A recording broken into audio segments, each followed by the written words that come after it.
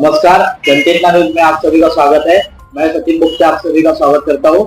आज हम भंडारा गोंदिया लोकसभा क्षेत्र के गोंदिया जिले से एक प्रत्याशी यहाँ पर जो कि मराठी पत्रकार संघ के अध्यक्ष है, संस्थापक है और दैनिक प्रशिष्ट के काफी चर्चित उनका अखबार है।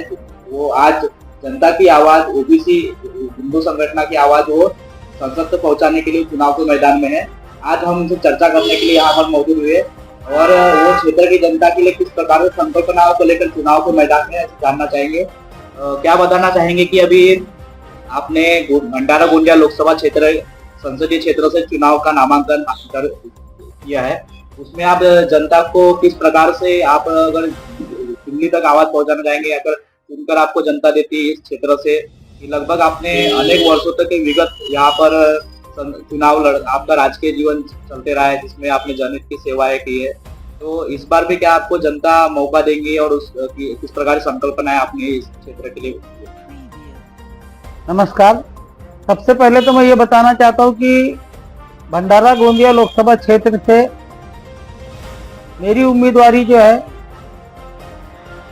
जनहित को लेकर के और लोगों की आवाज बुलंद करने के लिए मैं चाहता हूं कि एक बार भंडारा गोंदिया जिले की जनता ने मेरे ऑटो रिक्शा निशान के आगे की बटन दबा करके और एक बार मुझे दिल्ली भेजना चाहिए।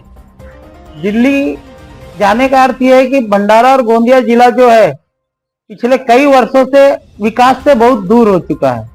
विकास के नाम पे यहाँ के जनप्रतिनिधि सिर्फ रोड रास्ते की ठेकेदारी कराना, ठेकेदारों को जन्म देना, बस यही काम बाकी रह गया है।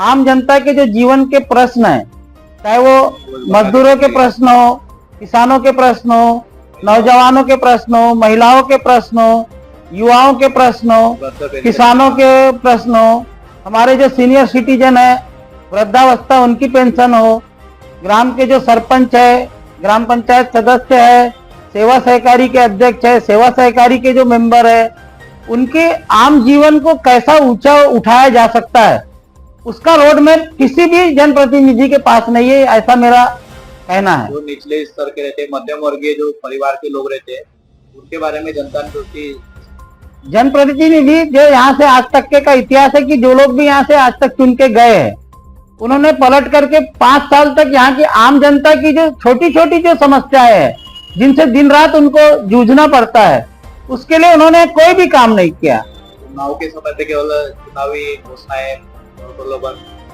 देने का काम करते हैं, लेकिन मेरा जो सोच है इस चुनाव के बारे में कि भाई आखिर भंडारा गोंदिया जिले का विकास क्यों रुका हुआ है। यहाँ की चाहे सिंचाई की समस्या हो, किसानों का एमएसपी का सवाल हो, मजदूरों का समर्थन मूल्य जो है, मजदूरों की मजदूरी हो, मनरेगा पूरी तरीके से बंद हो गया। मनरेगा से कम ये होता था कि 250 रुपए हर मजदूर को 100 दिन तक मिलते थे, तो उसका घर साल भर आराम से चलता था। मनरेगा बंद होने से सबसे बुरी हालत हमारे क्षेत्र के मजदूरों की हुई, किसानों की हुई, महिलाओं की हुई। इसके कारण उनका जो है साल भर का पूरा बजट खराब हो गया। महंगाई पूरी अपनी चरम सीमा पर है, उसके लिए इनके पास में कोई विकल्प नहीं है। ये सिर्फ धर्म की आड़ में, हिंदुत्व की आड़ में, राम मंदिर की आड़ में ये सिर्फ वोट हासिल करना चाहते हैं और जनता की जो वस्तु स्थिति जो है, रोटी कपड़ा मकान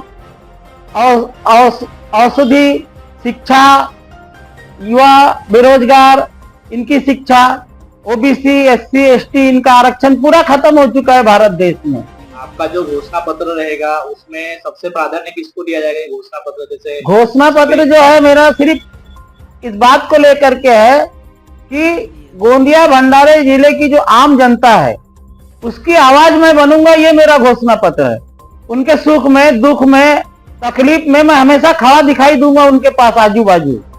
उनकी एक आवाज पे उनके गांव तक पहुंचूंगा, उनकी एक आवाज पे जहां भी अन्याय होगा वहां पर खड़े होकर के उनको न्याय दिलाने की कोशिश करूंगा। ये मेरा घोषणा पत्र है। जैसे कि लोकतंत्र का चौथा स्तंभ माना जाता है पत्रकार को, और आप एक पत्रकार भी है, तो पत्रकारिता के माध्यम से भी आप क्या जनता की आवाज? मैं इस क्षेत्र की जनता से सिर्फ यही कहना चाहता हूं कि अगर आप न्याय चाहते हो तो मैं वकील हूं और वोट के रूप में अपना वकालतनामा मेरे को दो। मैं आपकी न्याय की लड़ाई हमेशा लड़ करके और उसको न्याय दिलाने का काम करूंगा।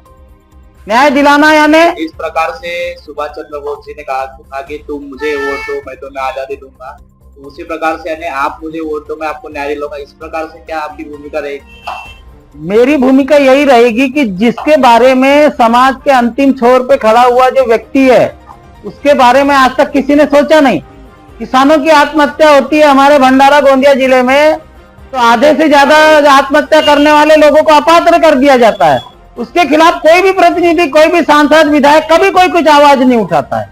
जबकि किसान की आत्महत्या का जो मामला है, हमारा क्षेत्र चावल से ये प्रख्यात है, गोंदिया भंडारा क्षेत्र जो है। गोंदिया भंडारे जिले की राइस मिलें पिछले 6 महीने से बंद पड़ी है।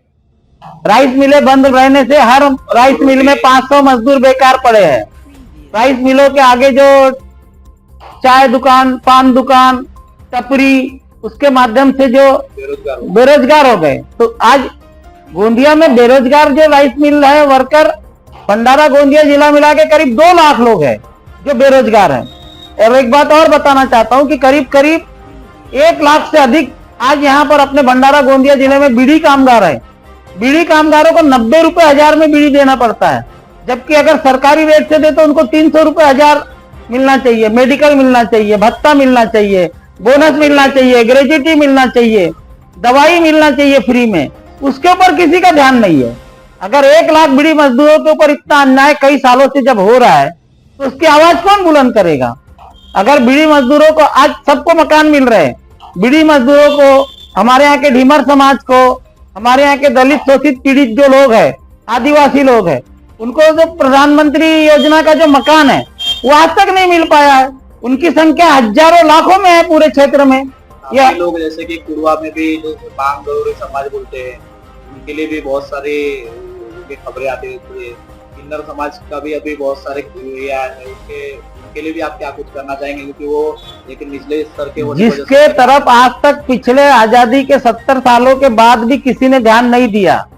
मुझे पत्रकार होने के नाते इस पूरे जिले की नस मालूम है, नस नस से मैं वाकिफ हूँ। कहाँ कैसा सामान्य व्यक्ति के लिए किस स्तर पे जाके काम करना चाहिए उसका ज्ञान मेरे को है। मेरी सिर्फ यही अपील है कि एक बार जो भी पार्टी में आप हो, आप अपनी पार्टी में रहो, पार्टी में रह करके भी मुझे मतदान करो। क्योंकि अगर मुझे मतदान करोगे अगर आप, तो एक ऐसा शिक्षित व्यक्ति, वकील, पत्रकार, समाज सेवी, संघर्ष करने वाला, सड़क पर उतार करके न्याय दिलाने वाला ऐसा व्यक्ति अगर दिल्ली की संसद में पहुंचेगा तो भंडारा गोंदिया जिले की जनता को सही में न्याय मिलेगा। लेकिन मोदी जी ने तो बोला है कि अब की बार 400 पार, जिस प्रकार से वो, मैं मोदी जी के बारे में इसलिए नहीं बोलना चाहता कि मोदी जी के बारे में आज पूरा देश भुगत रहा है। पूरे देश की जनता त्राही त्राही कर रही है। और ये जो जितने भी तुम्हारे को ये ईडी, सीबीआई, इनकम टैक्स और जितने भ्रष्टाचारी दिखते हैं वो पूरे के पूरे आपको भारतीय जनता पार्टी में दिखते हैं। इसलिए मोदी जी के बारे में अपन कुछ बोलना नहीं चाहते। मोदी जी को पूरा देश भुगत रहा है। और ये जो 400 पार चिल्ला रहे, इनकी सीटें 180, 150 के ऊपर पूरे भारत देश में आने वाली नहीं है। और मैंने तो पहले दिन, जिस दिन नामांकन पत्र दाखिल किया था, उसी दिन भाजपा वालों को आह्वान कर दिया था कि आप 400 पार बोलना बंद कर दीजिए, 399 बोलिए। क्योंकि भंडारा गोंदिया जिले के अंदर जो तुम्हारा प्रत्याशी है उसके बारे में लोगों के विचार ऐसे कि किसी भी कीमत पर भारतीय जनता पार्टी का प्रत्याशी यहां से चुन के आने वाला नहीं है। मैं प्रफुल्ल भाई पटेल जो इस चुनाव में हमेशा रहते थे, इस चुनाव में नहीं है। गोंदिया जिले से मैं अकेला उम्मीदवार हूं, बाकी जितने प्रमुख उम्मीदवार है सब भंडारा से है। भंडारा जिले के सभी उम्मीदवार होने से उनका मतों का विभाजन होना जरूरी है और होगा। और एक ही समाज के जो है सेवक वाघाए, प्रशांत पडोले, मेंढे जी सुनील, ये सभी एक ही समाज के, इनके बीच में वोटों का बंटवारा होगा और ये बंटवारा ही मेरी जीत को तय करेगा। क्योंकि इस तरफ गोंदिया जिले से मैं अकेला उम्मीदवार हूं। गोंदिया जिले में 9 लाख वोट है। 40% लोगों ने भी अगर गोंदिया जिले का सांसद बनना चाहिए, इस भावना के साथ यदि मेरे को वोट किया तो इस बार मेरी जीत सुनिश्चित है, ऐसा मेरे को लगता है। लेकिन लगातार आप ये कि चुनाव मैदान में हर बार चुनाव मैदान में आते हैं, उसके बावजूद भी आपने जो जनता के सेवा करने का संकल्प किया है, उसका हिम्मत नहीं आ रही। और किस प्रकार से आपका दौर रहा कि लगातार आपने चुनाव मैदान में रहा, आपको काफी इस चीज का अनुभव भी है। जनता ने इस बार क्या आपको मौका देना चाहिए, आप समझते हैं? मेरे हिसाब से गोंदिया जिले की जनता को अब ये समझ के वोट करना चाहिए, पार्टी वार्टी सब छोड़ करके, कि भाई एक बार ऐसा योग्य व्यक्ति जाए जो सही में भंडारा गोंदिया जिले की आवाज को भारत की संसद में बुलंद कर सके। और मैंने तो अपने जीवन में मैं डॉक्टर बाबा साहब आम्बेडकर को मानता हूँ। डॉक्टर बाबा साहब आम्बेडकर के जीवन पे मैंने 4 किताबें लिखा हूँ। ए ट्रूथ ऑफ 1954, भंडारा लोकसभा उपचुनाव 1954 की सच्चाई, जिसमें बाबा साहब यहाँ हारे, वो किताब मैंने 2005 में लिखा। 2006 में बहुजन समाज पार्टी और ओबीसी हिंदू लिखा। उसके बाद में हिंदुओं के सच्चे उद्धारक डॉक्टर बाबा साहब आम्बेडकर ये किताब लिखा। और अभी 2 साल पहले ममतामयी माँ रमा किताब लिखा। मेरा जीवन पूरा जो है आम्बेडकरी विचारधारा पे है। मैं संविधान को सर्वोपरि मानता हूँ। और आज ये देश पूरा समझ गया है कि अगर संविधान को बचाना है, जो लोग भी चाहते हैं कि इस देश का संविधान बचना चाहिए, बदलना नहीं चाहिए, बचना चाहिए। और जो लोग इस बात से सहमत है कि अपने को लोकतंत्र बचाना है, उन तमाम लोगों से मेरा निवेदन है कि मेरे जैसे व्यक्ति को अगर चुन के देंगे, तो मैंने पहले ही अपना एक हलफनामा जारी किया है, जिसमें यह दिया हुआ है कि भाई किसी भी कीमत पर अगर आपने चुन के दिया तो मैं प्रधानमंत्री मोदी के खिलाफ वोटिंग करूंगा, भारतीय जनता पार्टी के खिलाफ दिल्ली की संसद में वोटिंग करूंगा, उनके खिलाफ वोटिंग करूंगा। ये मैंने अपना एक हलफनामा पहले दिन जारी कर दिया है। मैं जनता के साथ गद्दारी नहीं करूंगा। जनता अगर चाहती है कि भाई इस देश में संविधान बचाने के लिए, लोकतंत्र बचाने के लिए भारतीय जनता पार्टी को इस देश की सरकार से हटाना जरूरी है, तो मैं उसमें उनके साथ रहूंगा।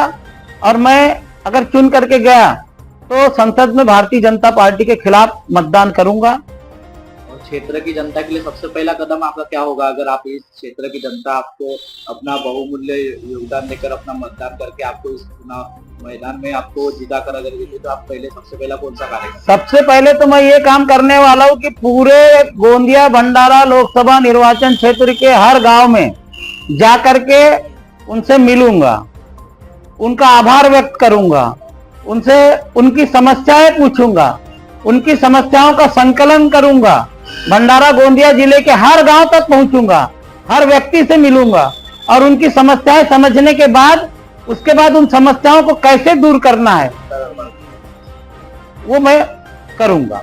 और आने वाले जो 5 साल रहेंगे मेरे कार्यकाल के, उसके बाद में जब मैं 5 साल के बाद में रिपोर्ट कार्ड आपके सामने दूंगा, तो उसमें आपको दिखेगा कि ये जो हमारा भंडारा गोंदिया जिला है ये सुजलाम सुफलाम दिखाई देगा, ऐसा मेरा सपना है। तो जैसे कि आपने देखा अभी हमारे साथ में भंडारा गोंदिया क्षेत्र के जो एक लोकप्रिय कहा जाएगा, जिन्होंने अनेक वर्षों तक के राजकीय जीवन से गुजरे, संघर्ष करके आज जनता के लड़ने की उम्मीद उन्होंने क्षेत्र की जनता के लिए हमेशा सदैव तत्पर रहकर एक भूमिका निभाई है।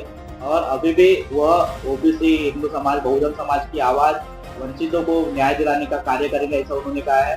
इसी प्रकार से लगातार खबरों के लिए हमारे पंचायत चैनल को लाइक करें, शेयर करें, सब्सक्राइब करें। धन्यवाद।